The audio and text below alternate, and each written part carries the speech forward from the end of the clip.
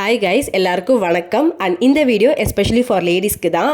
நம்ம கல்யாணம் ஆகி குழந்தை பிறந்த நீங்கள் வேலைக்கு போகிறீங்கனாலும் சரி போகலனாலும் சரி நம்மளோட லைஃப்பை வந்து எப்படியெல்லாம் இம்ப்ரூவ் பண்ணிக்கலாம் அப்படின்னு சொல்லிட்டு எனக்கு தெரிஞ்ச சில டிப்ஸ் தான் வந்து ஷேர் பண்ண போகிறேன்.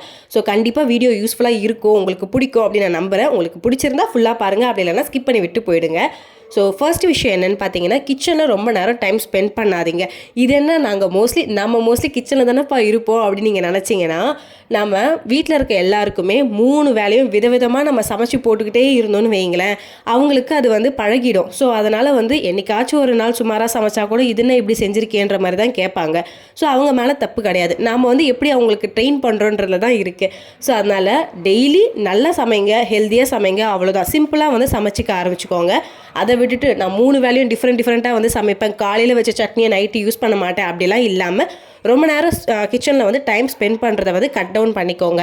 அண்ட் அடுத்தது, உங்களுக்கு வேலைக்கு போக பிடிக்கும் அப்படின்னா போங்க, யாரும் ஃபோர்ஸ் பண்ண போகிறது கிடையாது. இல்லை எனக்கு பிடிக்காது, நான் வீட்டில் இருக்கிறது தான் எனக்கு ரொம்ப பிடிக்கும் அப்படின்னா நீங்கள் அதையுமே வந்து பண்ணலாம். பட் மற்றவங்களால தான் நான் வேலைக்கு போக முடியல, என் குழந்தையால் என்னால் வேலைக்கு போக முடியல, இல்லைனா என் ஹஸ்பண்டால் வேலைக்கு போக முடியல அப்படின்னா வந்து நீங்கள் கண்டிப்பாக ஏர்ன் பண்ணுறதுக்கு ஏதாச்சும் ஒரு வழியை தேடலாம். நிறைய வழி இருக்குது, வீட்லேயே உட்காந்து சம்பாதிக்கிறதுக்கு நிறைய வழி இருக்குது. ஸ்கேமில் மாட்டிக்காதீங்க, காசு கொடுத்து எங்கேயுமே வந்து வேலைக்கு சேராதீங்க, அதெல்லாம் நிரந்தரம் கிடையாது. ஸோ ஹானஸ்ட்டாக வந்து சம்பாதிக்கிறதுக்கு நிறைய வந்து வழி இருக்குது. ஸோ அது என்னன்றதை நீங்கள் தான் வந்து சர்ச் பண்ணணும். அது இல்லாமல் நாம் நார்மலாக வீட்டிலையே இருந்துக்கிட்டு நம்ம என்ன தான் விதவிதமாக சமைச்சு போட்டால் கூட சரி, நம்மளது சாப்பிட்டுட்டு என்ன சொல்லுவாங்க தெரியுமா, ஓகே நல்லாயிருக்கு, எப்போ சமைக்கிறது தானே அப்படின்றவாங்க. பட் அதுவே நீங்கள் நல்லா சம்பாதிக்கிறீங்கன்னு வச்சுக்கோங்களேன், நீங்கள் சும்மா ஒரு சுடு தண்ணி வச்சு கொடுங்களேன், எவ்வளோ டேஸ்ட்டாக இருக்குது பாரு அப்படின்ற மாதிரி சொல்லுவாங்க.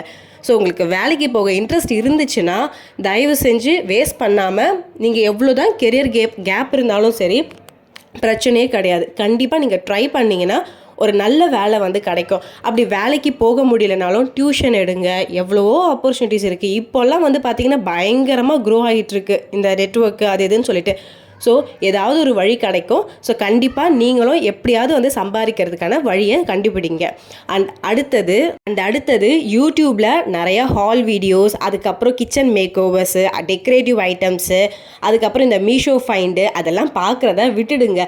பிகாஸ் அது நம்மளோட பிரெயினை வந்து அவ்வளோ இன்ஃப்ளூயன்ஸ் பண்ணும். ஃபார் எக்ஸாம்பிள், எனக்கு வந்து வீட்டில் வந்து இந்த டெக்கரேட்டிவ் பீஸெல்லாம் வைக்கணும்னு அவசியம் இல்லை, எனக்கு அதெல்லாம் பிடிக்காது அப்படின்னு நான் நினைக்கிறேன்னு வைங்களேன். பட் நான் பார்க்கக்கூடிய ஒரு யூடியூபர் வந்து கண்டினியூவாக வந்து அவங்க ஷாப்பிங் போயிட்டே இருக்காங்க, நிறைய திங்ஸ் வாங்கி என்கிட்ட காட்டிக்கிட்டே இருக்காங்கன்னா கண்டிப்பாக எனக்கும் ஆசை இருக்கும் தானே. ஸோ அதுதான், நீங்கள் தேவையில்லாமல் அந்த ஹால் வீடியோஸ் எல்லாம் பார்த்தீங்கன்னா நம்ம சுச்சுவேஷன் வேறையாக இருக்கும், அவங்க சுச்சுவேஷன் வேறையாக இருக்கும். அண்ட் அவங்களுக்கு வந்து நிறைய ஃப்ரீ ப்ரொமோஷன்ஸ், ஃப்ரீயாகவே ப்ராடக்ட்ஸ் எல்லாம் தருவாங்க. பட் நமக்கு வந்து எல்லாத்துக்கும் நம்ம பைசா தான் தரணும். ஸோ முடிஞ்ச வரைக்கும் இந்த ஹால் வீடியோஸ் பார்க்குறது, இல்லைனா கிச்சன் மேக் ஓவர் சொல்லிட்டு அதுக்கு டெக்கரேட்டிவ் ஐட்டம்ஸ் வாங்கி கிச்சனில் வைக்கிறது, நம்ம வீட்டில் அந்த மாதிரி இல்லையே, அந்த மாதிரி ஒரு ஃபீல் வந்து கண்டிப்பாக நமக்கு வரதான் செய்யும். ஸோ முடிஞ்ச வரைக்கும் அந்த மாதிரி வீடியோஸை வந்து அவாய்ட் பண்ணிடுறது பெஸ்ட்டு. பிகாஸ் நான் அதை நல்லாவே வந்து ஃபீல் பண்ணியிருக்கேன். அண்ட் வீட்டில் இருக்கிற எல்லாருக்கிட்டையுமே வந்து வேலை வந்து சொல்லுங்கள். என் வீட்டில் வந்து குழந்தை, என் ஹஸ்பண்ட், யார்கிட்டலாம் சொல்ல முடியுமோ நான் வேலை சொல்லுவேன். அவங்களால முடிஞ்ச வேலையை கண்டிப்பாக செய்யணுன்ற மாதிரி தான் நினைப்பேன். பிகாஸ் இந்த வீட்டில் இருக்க மொத்த வேலையுமே வந்து அம்மா தான் செய்யணும், ஒய்ஃப் தான் செய்யணும்னு எந்த அவசியமும் கிடையாது. சொன்ன உடனே வேலை செஞ்சுருவாங்க பாரு அப்படின்னு நீங்கள் நினச்சிங்கன்னா செய்ய மாட்டாங்க. பட் நீங்கள் சொல்லிக்கிட்டே இருந்தீங்கன்னா என்னைக்காச்சும் ஒரு நாள் கண்டிப்பாக செய்வாங்க. ஸோ வீட்டில் இருக்கக்கூடிய ஹஸ்பண்ட் கிட்ட குட்டி குட்டியாக வந்து வேலை சொல்லலாம், இல்லைனா பாப்பா கிட்ட கூட வந்து அவங்க செய்யக்கூடிய வேலையை நீங்கள் சொல்லலாம். அதே மாதிரி அவங்க வேலையை அவங்கள செஞ்சுக்க வச்சுக்கிட்டிங்கன்னு வைங்களேன், அது நீங்கள் அவங்களுக்கு செய்யக்கூடிய பயங்கரமான ஒரு ஹெல்ப்பாக இருக்கும்.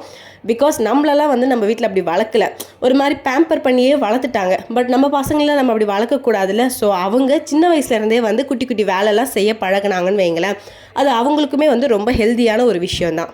அடுத்தது, நீங்கள் உங்களை லவ் பண்ணுங்கள். நீங்கள் கருப்பாக இருக்கீங்க, சிகப்பாக இருப்பீங்க, ஹைட்டாக இருக்கும், குள்ளமாக இருக்கும், என் பல்லு இப்படி இருக்குது, என் கண்ணு இப்படி இருக்குது, என் முடி இப்படி இருக்குது, நான் குண்டாக இருக்கேன், அதெல்லாம் பார்க்காதீங்க. நீங்கள் ரொம்ப அழகாக இருக்கீங்க அப்படின்றத நீங்கள் நம்புங்க. ஆக்சுவலி எல்லாருமே சூப்பராக அழகாக தான் இருக்கும். பிகாஸ் நம்ம அடுத்த ஜென்மத்தில் முதல்ல பிறப்போமா மனுஷங்களான்றதே தெரியாது. ஸோ அதனால் எதுக்கு ஓவராக திங்க் பண்ணிகிட்ருக்கிறது. அதனால் நீங்கள் வந்து ரொம்ப அழகாக இருக்கீங்க, நீங்கள் உங்களை கேர் பண்ண மறந்துடாதீங்க. எனக்கு 30 வயசு ஆக போகுது, இதுக்கப்புறம் என்ன இருக்குது, இதுக்கப்புறம் அப்படின்ற ஒரு டைலாக்கே சொல்லாதீங்க. இருக்கிற ஒரே ஒரு லைஃப்பை இதுக்கப்புறம் செம்மையாக வாழணும் அப்படின்ற மாதிரி நினச்சிட்டு சூப்பராக வந்து வாழுங்க. உங்களுக்காக நீங்கள் வாழ்கிறது ரொம்ப முக்கியம். அடுத்தது வீட்டை வந்து எப்போவுமே க்ளீனாக வச்சுக்கணுன்ற ஒரு அவசியமே கிடையாது. நம்ம எல்லாருமே வந்து இந்த யூடியூப்பில் எல்லா இடத்துலையுமே பார்க்குறோம்ல, வீட்டை வந்து பளபளன்னு வச்சுக்கணும் அப்படின்னு சொல்லிட்டு அந்த மாதிரி ஒரு விஷயமே கிடையாது. அதே மாதிரி வீட்டுக்கு வந்து ஒருத்தங்க வந்து ஜட்ஜ் பண்ணுவாங்க அப்படின்றதுக்காக என் வீட்டை வந்து நான் க்ளீனாக வச்சுக்கணுன்ற அவசியம் கிடையாது. என்னால் எப்போ முடியுதோ அதை நான் வந்து க்ளீனாக வச்சுப்பேன். இது என் வீடு இல்லை, ஸோ அதனால் நான் வந்து அதை க்ளீனாக வச்சுப்பேன். ஸோ அதனால் மற்றவங்களுக்காக வந்து வீட்டை வந்து பார்த்து பார்த்து க்ளீன் பண்ணிகிட்டே இருக்கிற அவசியமே கிடையாது. ஒரு நாளைக்கு உங்களால் முடியலன்னா நீங்கள் ரெஸ்ட் எடுத்துக்கலாம். வீடு வந்து கொஞ்சம் குப்பையாக இருக்கா, ஒன்றும் பிரச்சனை இல்லை, வீடு தானே, மியூசியம் கிடையாதுல்ல, ஸோ குப்பையாகிறது தப்பும் கிடையாது. அண்ட் அடுத்தது உங்களோட செல்ஃப் ரெஸ்பெக்ட் வந்து நீங்கள் வேல்யூ கொடுங்க. உங்களுக்கு ஒரு விஷயம் பண்ண பிடிக்கல, பட் ஹஸ்பண்ட் சொல்கிறாருன்றதுக்காக நான் பண்ணுறேன்ப்பா, என் அத்தை சொல்கிறாங்கன்றதுக்காக பண்ணுறேன் அப்படின்ட்டுலாம் தேவையில்லை. உங்களுக்கு ஒரு விஷயம் பிடிக்கல அப்படின்னா சொல்லிடுங்க. மேபி ஃபஸ்ட் டைம் சொல்கிறப்ப வந்து கண்டிப்பாக ஒத்துக்க மாட்டாங்க. செகண்ட் டைம் சொல்கிறீங்கன்னா அவள் திமிர் பிடிச்சவனுவாங்க. தேர்ட் டைம் வந்து இவ இப்படி தான்ப்பா, இவ இவ்வளோதான்ப்பா அப்படின்ற மாதிரி அவங்களே ஃபிக்ஸ் ஆகிடுவாங்க. ஸோ அதனால் நீங்களாக இருங்க. சொசைட்டி வந்து உங்களுக்கு ஏற்ற மாதிரி அட்ஜஸ்ட் ஆகிடும். ஸோ உங்களுக்கு பிடிக்காத விஷயத்த யாருக்காகவும் பண்ணாதீங்க. நீ என்னப்பா ஈஸியாக சொல்லிட்டு போயிடுவேன், எனக்கு தானே தெரியும் கஷ்டன்ற மாதிரி சொல்லுவீங்க. எதுவுமே வந்து ஈஸியெல்லாம் கிடையாது. பட் எல்லாமே வந்து நம்மளால முடியும். நம்ம லைஃப் நம்ம கையில் தான் இருக்குது. நம்மளோட லைஃபோட கீயை எடுத்துகிட்டு போயிட்டு வேறு யார்கிட்டயாச்சும் கொடுத்து அவங்க வந்து என்னை ஹாப்பியாக வச்சுக்கலாம் அப்படின்ட்டு சொல்லணும் அவசியமே கிடையாது. எனக்கு பிடிச்ச மாதிரி என்னோட ரூல்ஸ்க்கு ஏற்ற மாதிரி என்னோட வீடை வந்து நான் வச்சுக்கிறேன். என் இஷ்டம் போல் என் லைஃப் வந்து இருக்க போகுது. நான் தப்பு செய்யாத வரைக்கும் யாருக்குமே எந்த ஒரு ப்ராப்ளமும் கிடையாது. ஸோ அதனால் நீங்கள் உங்களுக்கு பிடிச்ச மாதிரி ஹாப்பியாக வாழுங்க. அண்ட் நான் இப்போ வந்து உங்களுக்கு ஒரு விஷயம் சொல்ல போகிறேன். நீங்கள் அதை கண்டிப்பாக ட்ரை பண்ணி பாருங்கள். நீங்கள் உங்களுக்குன்ட்டு ஒரு டைரி வச்சுக்கோங்க. டெய்லி அதில் எழுதுங்க.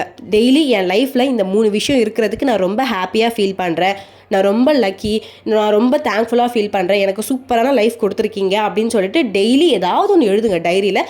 கண்டிப்பாக உங்கள் லைஃப் வந்து மாறும். அண்ட் உங்களுக்கு இந்த வீடியோ பிடிச்சதா மறக்காமல் லைக் பண்ணி சப்ஸ்கிரைப் பண்ணிக்கோங்க. பை.